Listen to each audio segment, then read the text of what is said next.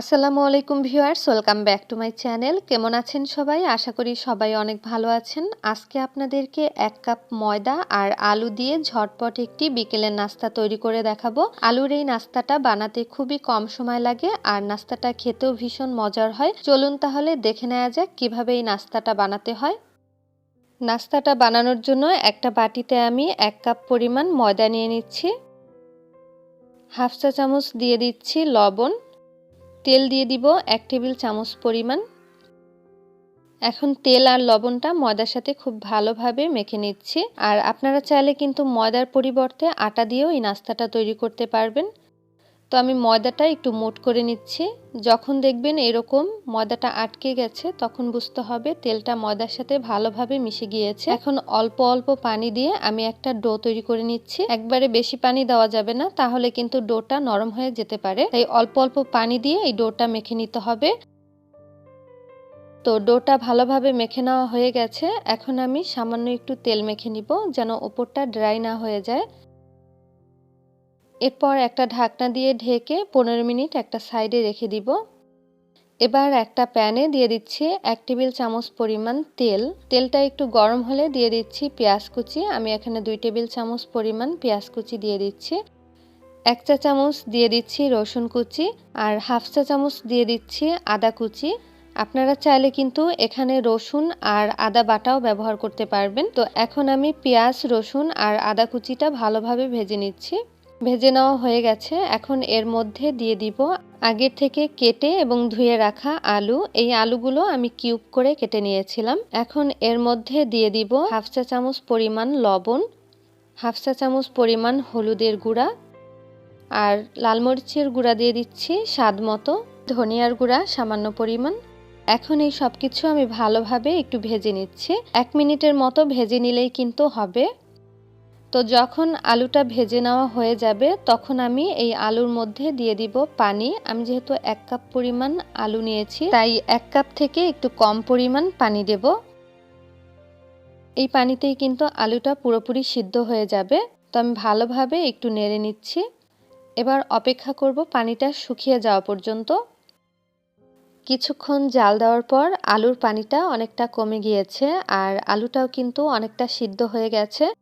এখন এর মধ্যে আমি দিয়ে দিব 1 টেবিল চামচ পরিমাণ ধনিয়া পাতা কুচি আর বড় সাইজের একটা কাঁচামরিচ কুচি।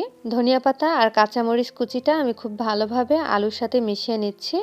আর 1 মিনিটের মতো ভেজে নিলেই কিন্তু এই আলুর পুরটা রেডি হয়ে যাবে।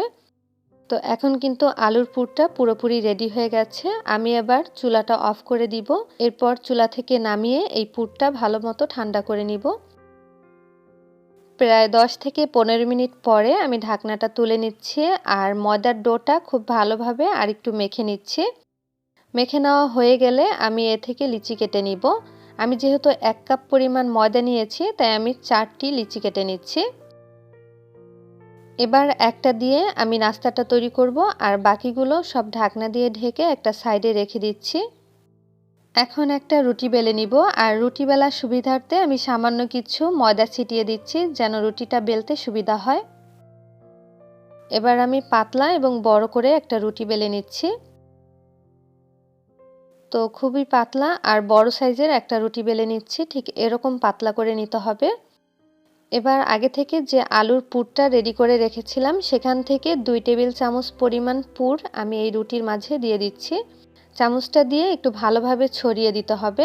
এখন রুটির চারপাশে ভালোভাবে পানি লাগিয়ে দিচ্ছি। এবার আমি ভাঁজ করে নিব। আমরা যেভাবে করে মোগলাই পরোটা ভাঁজ করি ঠিক সেইভাবে করে ভাঁজ করে নিতে হবে। আর পানি লাগানোর কারণে নাস্তাটা যখন আমরা ভাজবো তখন কিন্তু খুলে যাবে না। তো নাস্তাটা কিন্তু বানানো হয়ে গেছে। ঠিক সেমভাবে আমি বাকিগুলোও বানিয়ে নিব। এবার এই নাস্তাটা আপনাদেরকে ভেজে দেখাচ্ছি। ভাজার জন্য একটা প্যানে পরিমাণ মতো তেল দিয়ে দিচ্ছি আর এই নাস্তাটা ভাজতে কিন্তু অল্প তেল লাগে।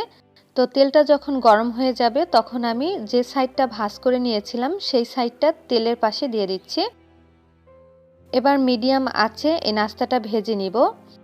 বেশি হাই হিটে ভাজতে গেলে কিন্তু পুড়ে যাবে আর ভেতরটা কাঁচা থেকে যাবে, তাই দুই সাইডে খুব ভালোভাবে উল্টে পাল্টে ভেজে নিচ্ছি।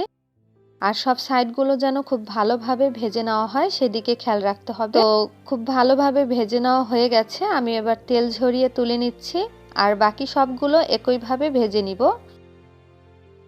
সবগুলো ভেজে নেওয়া হয়ে গেছে।